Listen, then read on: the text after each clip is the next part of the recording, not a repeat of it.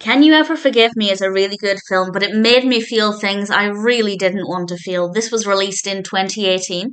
It's directed by Marielle Heller, written by Nicole Holofcener and Jeff Whitey, based on Can You Ever Forgive Me by Lee Israel, and we have a brilliant cast, including Melissa McCarthy and Richard E. Grant, and McCarthy plays Lee Israel, and it's a biographical film about Israel, who was a writer, and she forged letters from dead writers. Obviously, it would seem like she had these exclusive, elusive letters, and that would, of course, sell books because these are never before read letters from famous people, and people are going to want to read them, and this is the only way they have access to them. Of course, it is because she made them up. And the fact that that is based on a true story, I hated. I hated the fact that that could happen.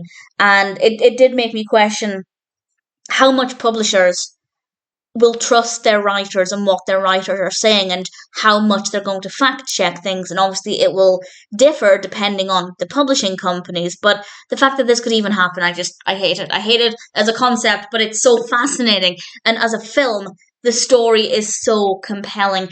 Israel is an interesting character as well because I didn't hate her.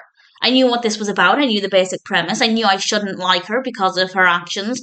And that's not to say I liked the character necessarily, but I wasn't repulsed by her immediately, even though her actions I just absolutely detest. And it is enjoyable throughout, but it got to the point where I started to feel things, as I said, that I didn't want to feel. I started to feel really uneasy. The literary world is meant to be full of love for writing, full respect for writers. It's meant to be a safe space. Books are meant to be a safe space.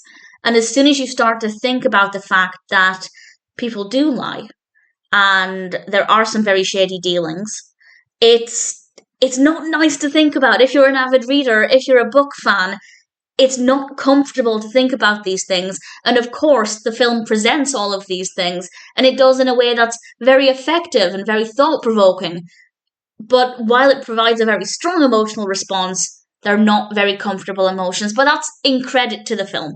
I think it's doing a really great job there. I think it was very effectively executed as a narrative. I don't know how accurate it is to the true story, or indeed to the true individuals. I know some information, but I'm by no means an expert.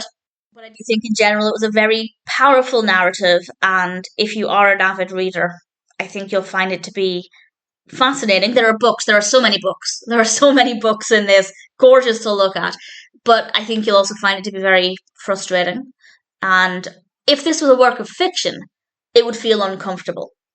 But then to remember that this is based on truth, and I don't for a second think that this is an isolated incident, not necessarily with forging letters, although I'm sure it's happened before, but with just other shady dealings within the book world. So it's not great in that regard with how I feel, but it is very effective as a story. The performances are great, there's a lot of variety in the locations, the pacing of the narrative is great, and in general, it is a very, very strong film.